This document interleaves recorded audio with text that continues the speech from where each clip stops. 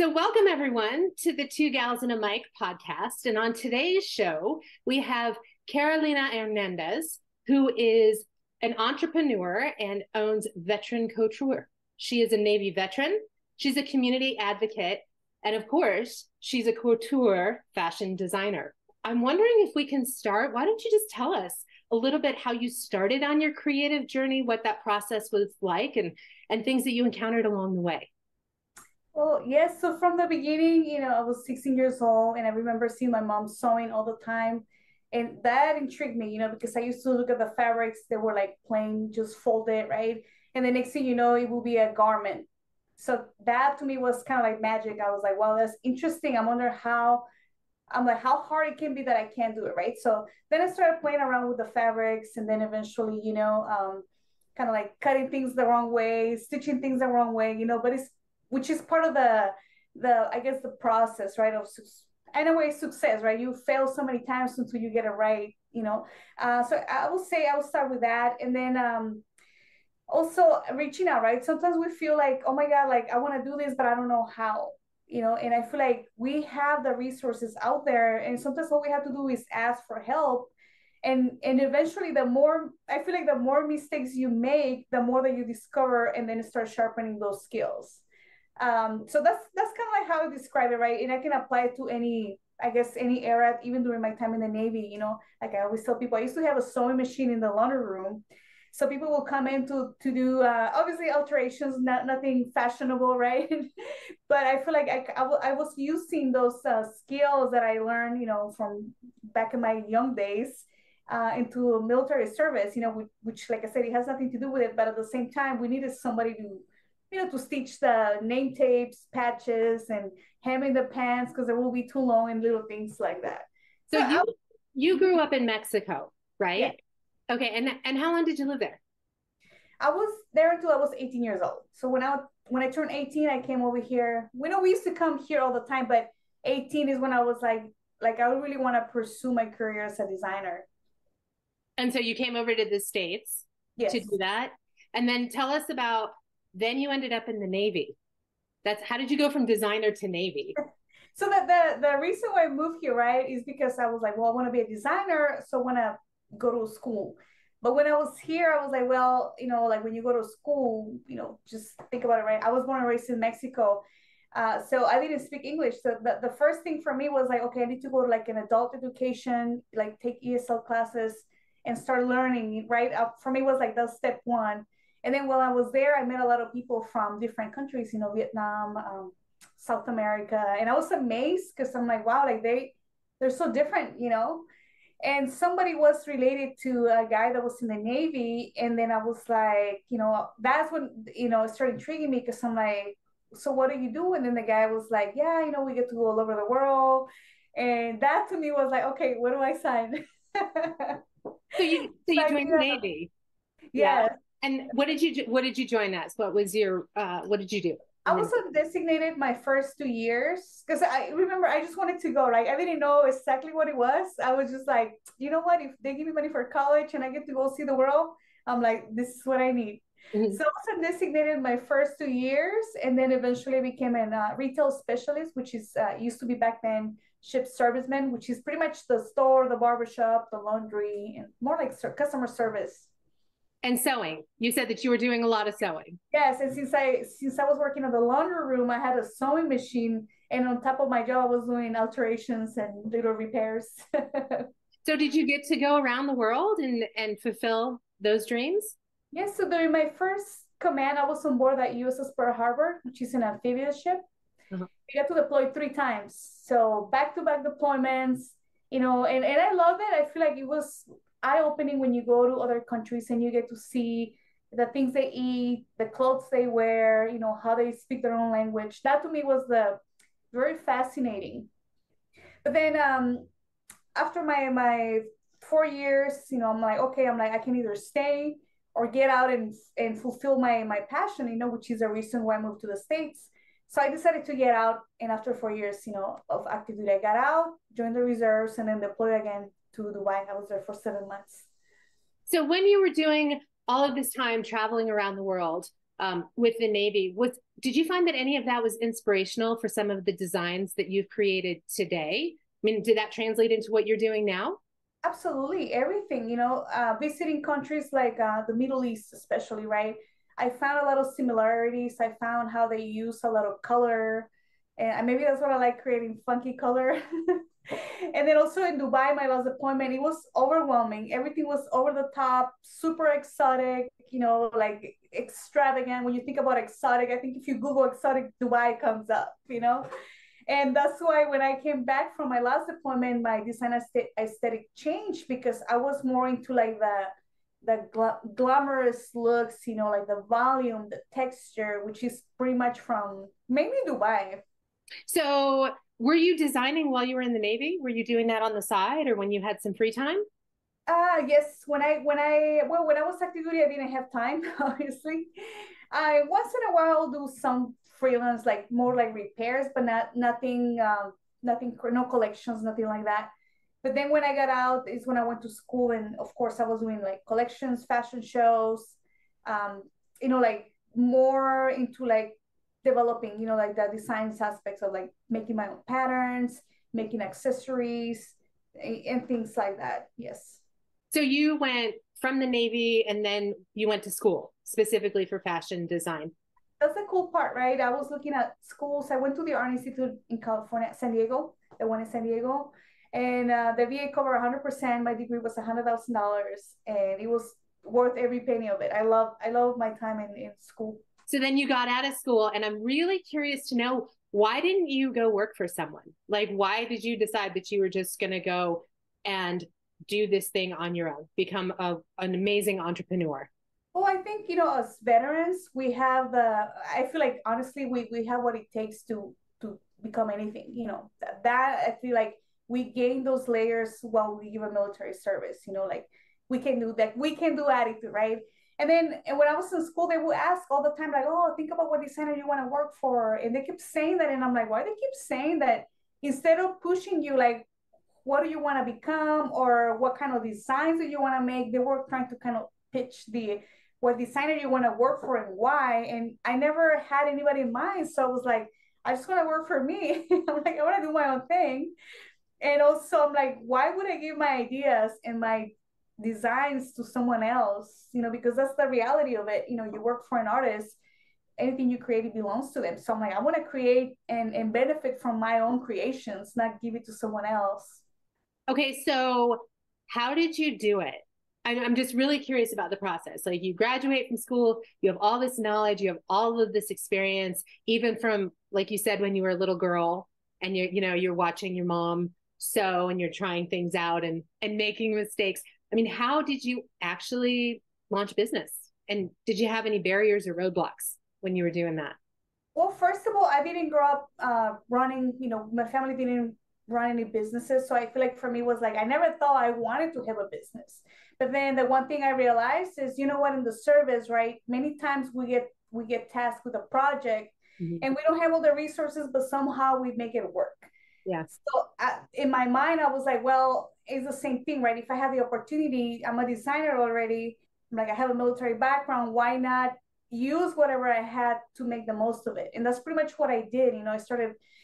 I started saying yes to everything. Anytime somebody invited me to a photo shoot, I'm like, yes, I'll be there. Anytime somebody invited me to a fashion show, I'm like, yes, I'll be there. Like little opportunities here and there. And even sometimes the venues will be empty. Sometimes we have more people backstage than the actual venue.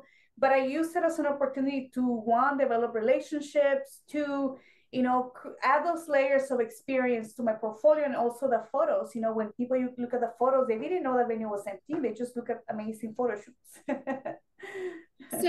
So you were doing a lot of networking, it sounds like. Yeah. Any advice for how to do that? I mean, how did you find these networks or these people to connect with? Honestly, everywhere. Like if I went to buy tacos at 2 a.m, I would pull my business card and give it to whoever was there. Like obviously if we had a conversation, right? Or like, let's say I went to like a lunch meeting at the school, sometimes at school, and some photographer will be like, oh, I'm a photographer. I'll be like, hey, I'm a designer, let's connect. And like I feel like honestly the key to a lot of things is to develop those relationships, and you never know when you're going to need them or how they're going to need you. But sometimes the opportunity just comes and is when you're like, okay, let me jump on this, or vice versa, right? Be of service, and that's another thing that I did during my time in school with my classmates, right? I'll be like, hey, you need help, like I'll help you with a photo shoot for your final, things like that. So I feel like it's being of service, and at the same time, asking for help. Some people will be like ready to give you the help, but kind of like lose the fear of like, oh my God, what do they want to say? Just go for it and develop those relationships. Okay, so you just brought up a very, very key point, because I think that in my experience, when I talk with folks, especially in the entrepreneur world, or those who would like to get into the world of becoming an entrepreneur or owning their own business, it seems like a barrier to entry is always fear. I would like to, but I'm afraid because I won't make enough money, because I can't do it, because I don't know how. How did you drop the fear? How did you do that?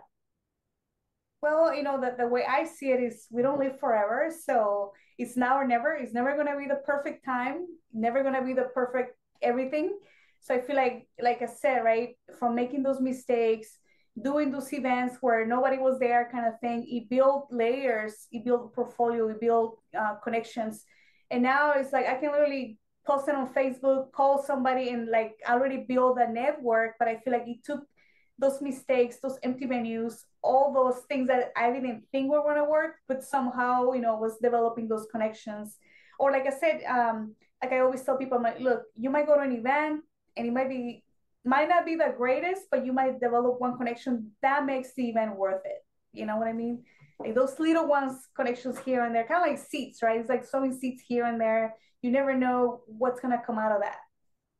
So we've talked a lot about your journey, and we've talked a lot about, things that you needed to do along the way.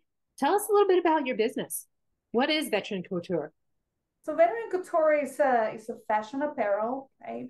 But once again, right, I don't know everything. I feel like it's been a learning journey, like a roller coaster, ups and downs. And I'm sure any business owner will kind of relate that it takes a lot of effort, it takes a lot of time. Sometimes I'm like sewing at 2 in the morning, and then the neighbor goes like, "Hey, go to bed." I'm like, I just gotta finish this and I'm done.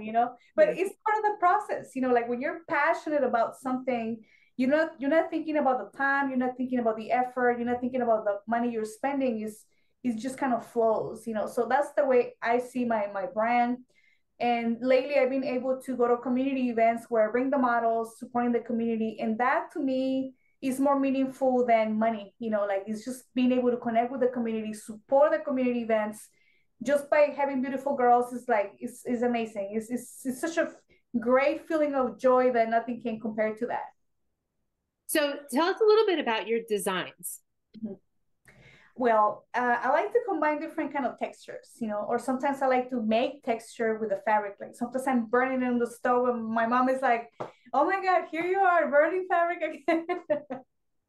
Burning Or on your kitchen stove? burning the fabric, to create holes to give texture. Okay.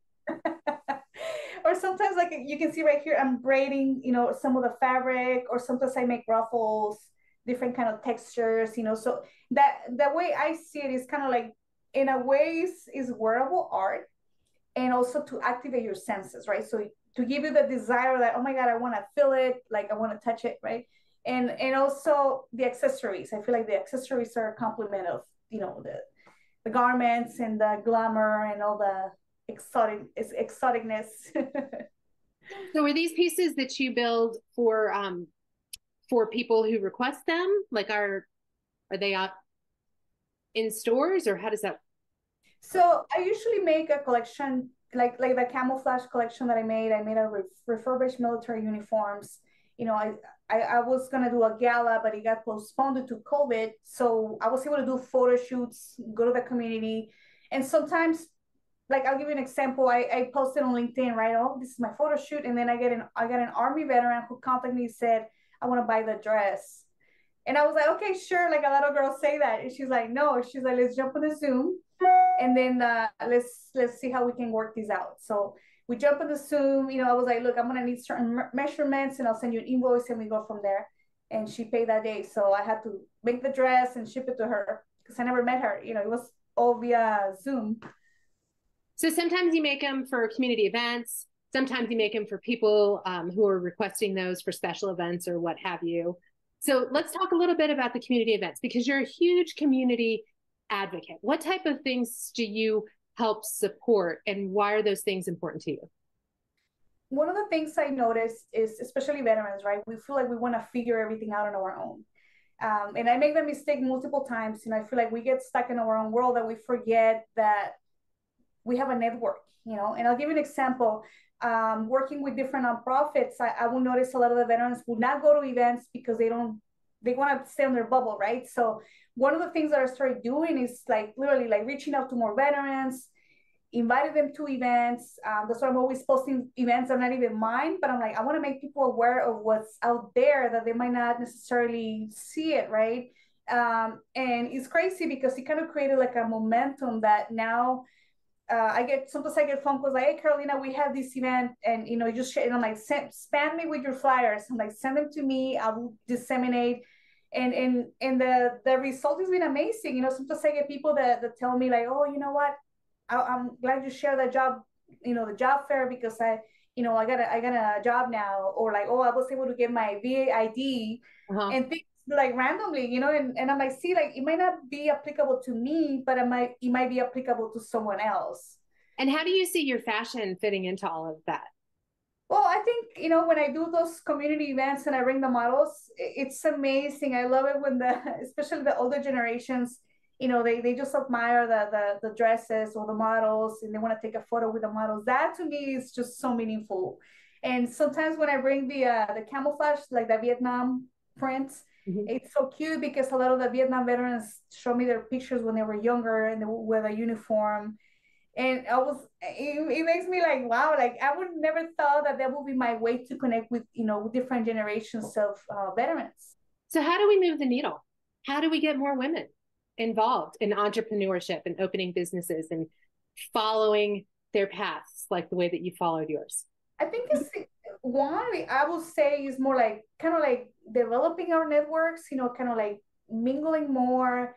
And even if sometimes it's a phone call, right? Like calling somebody and be like, hey, yeah, for example, with this opportunity, right? Like, hey, we want to do this, you want to join me, kind of thing. Get them out of their shell, and then eventually expose them to the free resources. There is so many free resources. Like, for example, the Small Business Administration offers free training to veterans and to anybody, right? Or sometimes, I have friends that I call all the time, and if I'm stuck with something, I call them. I'm like, hey, how do I do this, right? And veterans, entrepreneurs, and I get the support that way. So I feel like what we need to do is kind of I don't want to say push our veterans, but kind of show them that there are so many resources, and we can encourage them to maximize them. All the time I hear oh, I want to start business, I don't know how, and I'm like, oh my God, I know where to send you. Let me send you some links, and I spam them with information, that I feel like that's what it takes. And how do you become a good cook, right? You have to practice every day. So I feel like it's the same thing with a business. It's making those mistakes, practicing, making it better, and then eventually things become not easier, but kind of flow, I've spoken with so many women over the last 3 years, sort of post COVID kind of thing. And I'm telling you, it just seems like a lot of people are looking to make shifts, to make life changes, but so many don't know how. And I don't know if they're just stuck because of networking or stuck because of fear, but I don't think it's aptitude. I mean, I think so many women are really prepared to do whatever it is that they want to do. They're just not taking that leap or that step forward.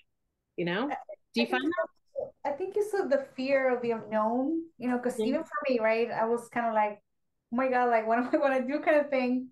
But same thing, I'm like, you know what? I'm not going to sweat it. I'm like, he's got us in control. And I'm like, I just going to go with what my heart tells me. And is, the desire to put those events together to connect at a personal level. I'm like, I'm not trying to sell anything. It's not personal, benefit from me, people to see my dress. It's not even that.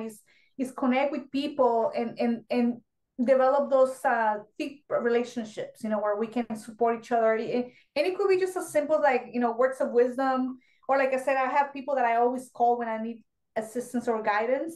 And I love it because I'm like, see, I have my mentors that I always reach out to when I'm kind of stuck, or just get advice. And I feel like that's what we need sometimes, to just kind of like not be afraid to reach out and just say like, how do I do this? Or I need help. Was it hard? Was it hard leaving your job and making a full commitment to do this? Absolutely. It was kind of, especially because it kind of happened, like I didn't plan it. But I think it was meant to happen, honestly, because I've been having this, I've been doing all these events with the community and connecting with city officials, and I'm like, wow, like I love the feeling of bringing joy to the community, with the models. That's what I feel like I have to keep connecting with more people, because maybe I can connect with people that they can benefit from that connection, and then who knows, they might start their own business. Or like sometimes I get phone calls like, hey, do you know how to do this? And I'm like, I don't, but I'm like, but I think I know somebody else. And then I look for the number and I just share it, because I'm like, it's not, or if I find a flyer about some specific event, I'm like, I think I know who can benefit from this. You know what I mean? Like, I feel like it takes that, you have to, like they always say, right? If you want to get different results, you have to make a little bit of changes to get new results. If you keep doing the same thing, you're going to keep getting the same results. The other thing I think about all the time with this, you're balancing work, you're balancing the responsibilities of family, friends, life, whatever you have going on. How do you do that? How do you find the balance? Or do you find the balance? I think if you divide the time, right, 24 hours a day. I mean, sometimes I'm up really late. Sometimes I have to wake up early. Like if I have drill weekend, like I have to wake up super early. But I think it's just about managing the right time. Like if you want to spend, let's say if I need to finish a dress, then I know that's gonna be my priority, right? Or if I have some spare time, then I know I start calling people. Start texting, hey, body check. Just kind of make sure they're okay. Or sometimes multitasking. I could be sewing and being on the phone at the same time. So it's kind of like you make it happen. You make it work with whatever you have available. So what have you had to give up to do that? Well, sometimes I get overwhelmed. Sometimes I'm like, oh my God, I just need to turn off my phone and rest. Yeah. So sleep is one of those things. Sleep, Yeah. Like, or when I have an event coming up, like I know, like if I know I need to prep or have things ready, then I do it right away. Even if I need to like just kind of like work out really late or sacrifice my time a little bit, then I do that instead of running around last minute. I kind of like I try to think ahead, like think ahead. Okay, what do I need to do? And of course it happens, sometimes like the universe and everything that I'm doing kind of like aligns at the same time. And then I get, okay, I have to give up one thing. I'm sure we all deal with that, especially as veterans. Yeah. So since you started, when did you start your business? So my business, I created my business in 2015. I officially registered everything in 2020. Okay, but you were doing it for 5 years before you actually. Yes, I was doing photo shoots. I was doing the same thing, it's just under different, I guess, kind of like different. I have a corporation now. Before it was a sole proprietorship, so it's just different entity. Mm-hmm. How many collections have you made? Oh my God, that's a good question. I have so many.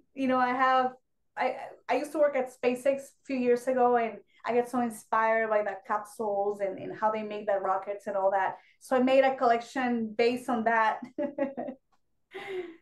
So I have so many. I have a white collection, an all black collection, floral, you name it. I got so many. And you do some things with military uniforms too, don't you? Yes. So I created a collection out of refurbished military uniforms, and that was interesting because I didn't know we had so many prints. And you use like all of the services uniforms? Yes. I use all of the branches of the military, the Vietnam print. I use some of the new ones, the digital ones. I'm like, I hope I don't get in trouble, but I'm gonna go for it anyways. So I feel like there has to be a good story. How did you get those? Because you wouldn't have had those just hanging around. Some of them I went on surplus stores and I was buying, like for example, the tiger print is discontinued. So I went online to the surplus store and I will order like the 3X, right? And then I will order like maybe like 5 blouses, 3X. And then one time the owner called me, the manager, the owner called me. He's like, hey, we don't have 3X, but we have XL. He's like, would you want to get those? And I'm like, yes. I'm like, the bigger the better, right? And then he asked me, he's like, if you don't mind me asking, do you have a store? Like, what are you doing with this? And I told him, I'm like, look, you won't believe it, but I'm making dresses. I'm like, I'm making dresses for females, but I want to use the print, and you know, what better way to use the blouse and just kind of like break it apart and then make the dresses. So he was just laughing. That's fantastic. So I was going to ask, do you have a favorite collection?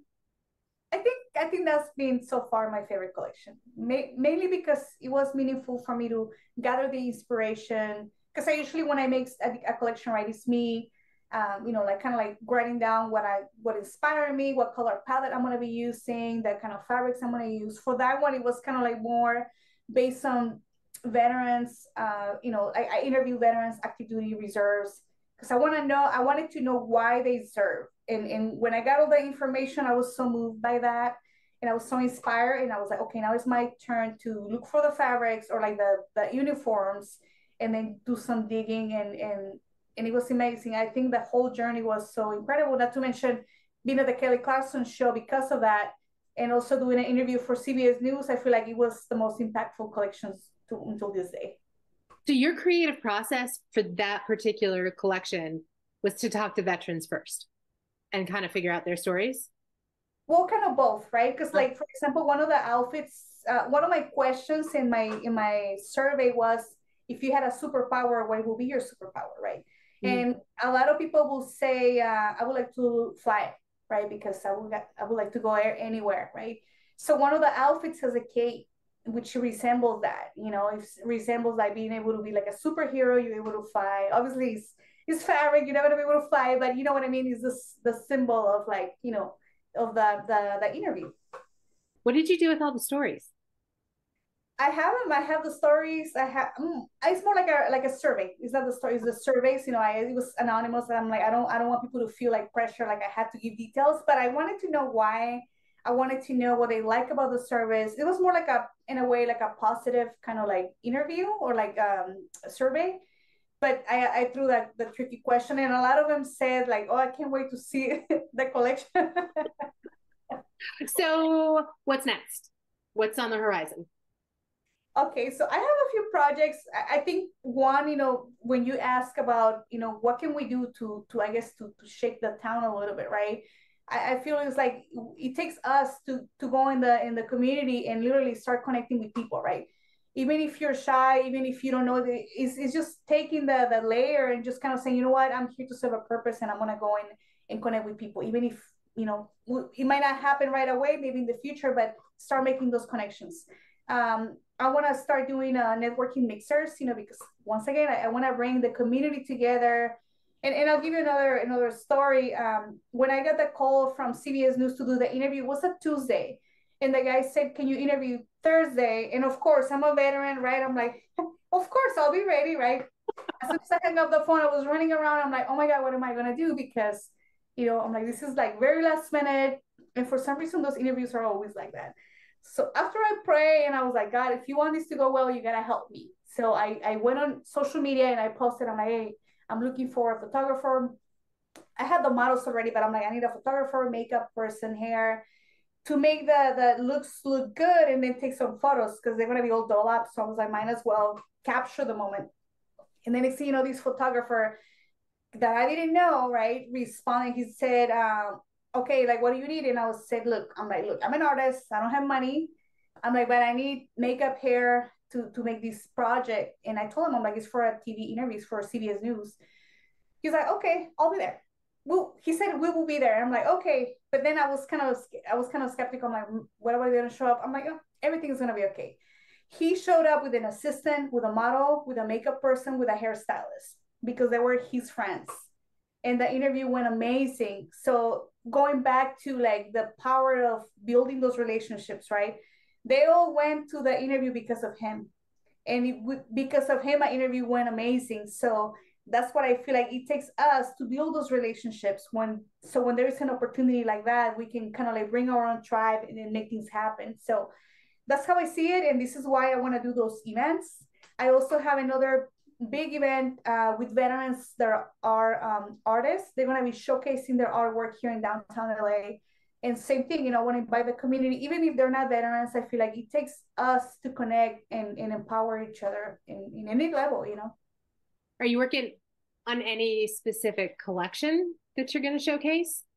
For that one, because it's more like kind of funky art, I'm bringing a dress out of teddy bears. I made a dress out of teddy bears. Really? That's amazing. I have a dress made out of balloons, which same thing, like I want people to feel like they can touch it. They can see that it's balloons, the ones that you create like little animals for kids, like the long balloons.